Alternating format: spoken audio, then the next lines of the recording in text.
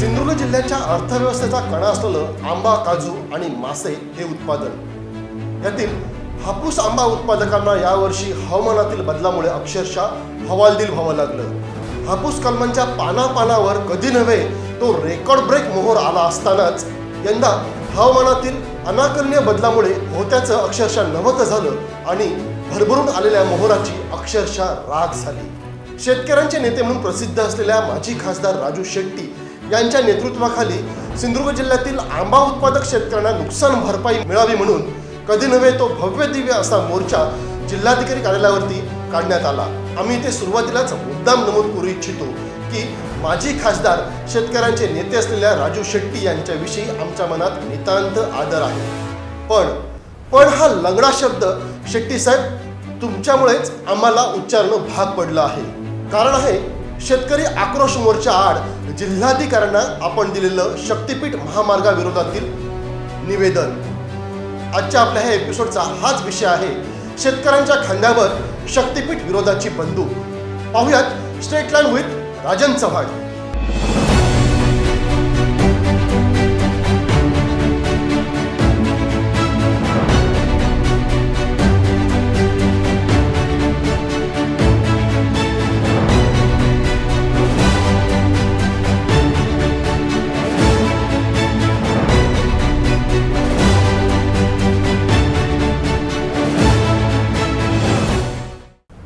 आंबा पिकतो, रस गळतो, कोकणचा राजाबाई झिम्मा खेळतो हे गाणं आता केवळ ऐकण्यापुरतंच बरं वाटतं। गर्द हिरवाईने नटलेल्या कोकण भूमीत रसदार आंब्याची चव चाखत झिम्मा खेळणं हे आता केवळ नावापुरतंच राहिलं आहे। कोकणच्या अर्थकारणातील एक असलेल्या हापूस आंबा उत्पादनाला यावर्षी खऱ्या अर्थानं निसर्गाचीच दृष्ट लागली असं म्हणावं लागेल आणि यंदा हापूस आंबा पिकाचं कधी नव्हतं एवढं 85 ते 90% नुकसान झालं।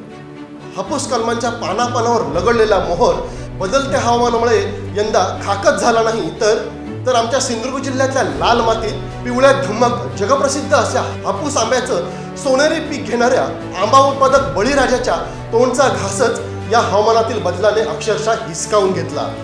हजारो लाखो रुपयांची कीटकनाशकांची फवारणी, कामगारांवर मजुरीवरती झालेला खर्च आणि शिल्लक राहिलं केवळ 10 ते 15% आंबा पीक। यातून आर्थिक गणित कसं जुळवायचं हाच खरं तर यक्ष प्रश्न कोकणातील आणि विशेषतः सिंधुदुर्ग जिल्ह्यातील आंबा उत्पादक बळीराजासमोर उभा राहिला। या अस्मानी संकटातून कोकणातील शेतकऱ्यांना मायबाप राज्य सरकारने मदतीचा हात द्यावा म्हणून यापूर्वी कधीही नुकसान भरपाई द्या म्हणत रस्त्यावर न उतरणाऱ्या आपल्या तळ कोकणातील शेतकऱ्याने नाईलाजानं या अस्मानी संकटाने आमच्या बळीराजाला रस्त्यावर उतरायला भागच पाडलं। या शेतकरी आक्रोश मोर्चाचं नेतृत्व केलं माजी खासदार राजू शेट्टी यांनी। अर्थात पश्चिम महाराष्ट्रातील शेतकरी नेते असलेल्या राजू शेट्टी यांच्याकडं तळ कोकणातील हापूस आंबा उत्पादक शेतकऱ्यांच्या आक्रोश मोर्चाचं नेतृत्व देणं ही खरं तर इथल्या स्थानिक विरोधी राजकीय नेत्यांची एक राजकीय चालच होती। अर्थातच विरोधी पक्ष म्हणून महाविकास आघाडीच्या घटक पक्षांनी किंवा त्यांच्या नेते मंडळींनी जो काय प्रयत्न केला तो रास्तच होता। कारण विरोधी पक्ष म्हणून राज्य सरकारला जनतेच्या प्रश्नांवर जाब विचारणं हे त्यांचं कर्तव्य आहे आणि ते त्यांनी पार पाडलंही। राजू शेट्टी यांच्या नेतृत्वाआडून महायुती सरकारच्या विरोधात हापूस आंबा उत्पादक शेतकऱ्यांना एकवटून त्यांच्या मनामध्ये राज्य सरकारच्या विरोधात असंतोष निर्माण करणं ह्या चालीमध्ये स्थानिक विरोधी पक्ष यशस्वी ठरला यात दुमत नाही।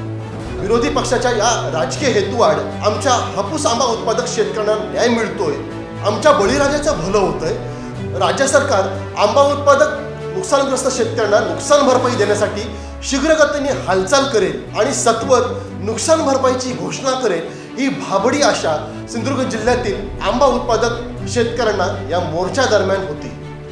कारण शेतकऱ्यांचे प्रश्न योग्य रीतीने हाताळण्यात आणि शासकीय आणि प्रशासकीय पातळीवरती योग्य ठिकाणी दस्तक देऊन शेतकऱ्यांचे प्रश्न सोडवून घेण्यामध्ये राजू शेट्टी हे माहीर आहेत। पश्चिम महाराष्ट्रातील ऊस उत्पादक शेतकरी असू देत किंवा अन्य शेतकरी, त्या शेतकऱ्यांना शासनाशी आणि प्रशासनाशी 2 हात करून राजू शेट्टी यांनी न्याय मिळवून दिला आहे यात कुठलंच दुमत नाही। शेतकऱ्यांचे नेते असलेल्या पश्चिम महाराष्ट्रातील राजू शेट्टी यांनी घाट उतरून आमच्या तळकोकणात येऊन आमच्या स्थानिक शेतकऱ्यांच्या प्रश्नावर सत्ताधाऱ्याने जाब विचारला याचा आम्हाला मीडिया म्हणून नक्कीच आनंद आहे। शेट्टी साहेब, शेतकऱ्यांच्या प्रश्नावर ज्या पोटतिडकीने तुम्ही भांडता आणि बोलता त्याबद्दल आम्हाला नक्कीच आदरही आहे.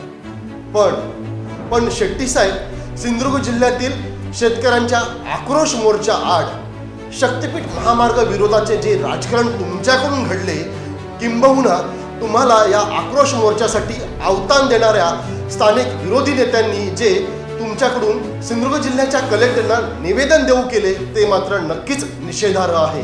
कारण शेट्टी साहेब, तुम्ही आला होता सिंधुदुर्ग जिल्ह्यातील आंबा उत्पादक शेतकऱ्यांचा प्रश्न मांडण्यासाठी, त्यांच्या प्रश्नांना न्याय मिळवून देण्यासाठी, त्यांची झालेली नुकसान भरपाई मिळवून देण्यासाठी. प्रश्न होता आमच्या सिंधुदुर्ग जिल्ह्यातील आंबा उत्पादक शेतकऱ्यांच्या नुकसान भरपाईचा. आणि शेट्टी साहेब, तुम्ही काय केलेत? शेतकऱ्यांच्या मोर्चा आड शक्तीपीठ महामार्गाला विरोध करणारे आपलं निवेदन तुम्ही कलेक्टरना देऊ केलं. शेट्टी साहेब, आपण ज्याचं नेतृत्व केलं, किंबहुना ज्यासाठी आपण खाट उतरून तळ कोकणात आमच्या सिंधुदुर्ग जिल्ह्यात आलात, तो शेतकऱ्यांचा आक्रोश मोर्चा आणि शक्तीपीठ महामार्ग विरोध किंवा शक्तीपीठ महामार्गाचं समर्थन, हे दोन्ही विषय अत्यंत वेगळे आहेत आणि हे दोन्ही प्लॅटफॉर्म सुद्धा वेगळे आहेत, हे आपण सुद्धा नक्कीच मान्य कराल.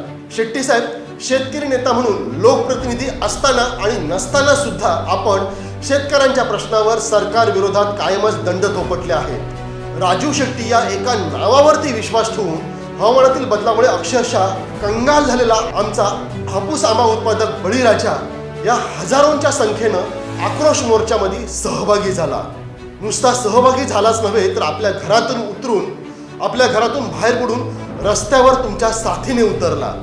शेट्टी साहेब, सिंधुदुर्ग जिल्ह्याच्या इतिहासात हापूस आंबा उत्पादकांचा आजवर एवढा मोठा मोर्चा कधीच निघाला नव्हता, हे मी मुद्दाम तुम्हाला सांगतो आहे. भव्य दिव्य ठरलेल्या आणि राज्य सरकारच्या अक्षरशः काळजात धडकी भरविणाऱ्या या शेतकरी आक्रोश मोर्चामध्ये केवळ देवगड तालुक्यातीलच नव्हे, तर संपूर्ण सिंधुदुर्ग जिल्ह्यातील कानाकोपऱ्यातील हापूस आंबा उत्पादक शेतकरी स्वतःहून हिरिरीने सहभागी झाला होता. कारण त्यांना आशा होती की हा केवळ आणि केवळ आमच्यासाठी, आमच्या प्रश्नांसाठी, आमचे प्रश्न सोडविण्यासाठी, आम्हाला नुकसान भरपाई मिळवून देण्यासाठी काढण्यात आलेला मोर्चा आहे. शेट्टी साहेब, आमच्या सिंधुदुर्गातील भोळ्या बाबड्या हापूस आंबा उत्पादक शेतकऱ्याने तुमची साथ या आक्रोश मोर्चामध्ये यासाठीच दिली होती की त्यांना आशा आणि अपेक्षा होती की तुमच्या माध्यमातून त्यांचं झालेलं नुकसान राज्य सरकारच्या मार्फत थोडंफार का होईना भरून निघेल. आपल्याला नुकसान भरपाई राज्य सरकारच्या माध्यमातून राजू शेट्टी मिळवून देतील, हा त्यांना विश्वास होता. या आक्रोश मोर्चानंतर कलेक्टर भेटी दरम्यान तुम्ही जेव्हा शक्तीपीठ महामार्ग विरोधातील निवेदन कलेक्टरना दिलं, असं आक्रोश मोर्चात सहभागी झालेल्या शेतकऱ्यांना समजलं, तेव्हा मात्र ह्या लाल मातीतला हापूस आंबा पिकविणारा बळीराजा मनातून चुटपुटला. अरे रे, शेट्टी साहेबांनी सुद्धा आमच्या भावनेचं राजकारणच करावं. शेट्टी साहेब, मालवणी मातीतल्या हापूस आंबा उत्पादक शेतकऱ्यांना तुम्ही जो आक्रोश मोर्चा काढलात, त्याचं नेतृत्व केलात, त्याबद्दल कृतज्ञता आहेच, पण त्यासोबतच त्यांच्या मनात खंत सुद्धा आहे. या शेट्टीने पण आमच्या दुखण्याचा राजकारणच केल्याने, आमच्या खांद्यावर बंदूक ठेवून शक्तीपीठाविरोधातलो चाप ओढल्याने. शेट्टी साहेब, शक्तीपीठ हायवे विरोधातील तुमची भूमिका अगदी जगजाहीर आहे. अर्थात तो तुमचा अधिकार आहे. शक्तीपीठ हायवे साधक की बाधक हा वेगळा विषय. शेतकऱ्यांचा आक्रोश मोर्चा आणि शक्तीपीठ हायवे विरोध हे दोन वेगवेगळे प्लॅटफॉर्म आहेत, हे तुम्ही ध्यानात घेणं गरजेचं होतं. शेट्टी साहेब, तुम्ही ज्या शेतकरी मोर्चाचं नेतृत्व करण्यासाठी सिंधुदुर्ग जिल्ह्यात आला होता, त्या शेतकरी मोर्चाला जोड देऊन शक्तीपीठ हायवे विरोधात कलेक्टरना निवेदन देण्याचं तुमचं टायमिंग अक्षरशः चुकलं आहे. शेट्टी साहेब, आमच्या तळ कोकणातील जनता, हापूस आंबा उत्पादक शेतकरी सुद्धा भोळा बाबडा आहे, पण उल्लू नाही आहे, हे लक्षात घ्या. शेतकऱ्यांच्या खांद्यावर शक्तीपीठ हायवे विरोधाची बंदूक ठेवण्याचा तुमचा आणि तुमच्या सहकाऱ्यांच्या चालीचा आता पर्दाफाश झालाय, हे लक्षात असू द्या. शेवटी शेट्टी साहेब, ये पब्लिक है और ये सब जानती है.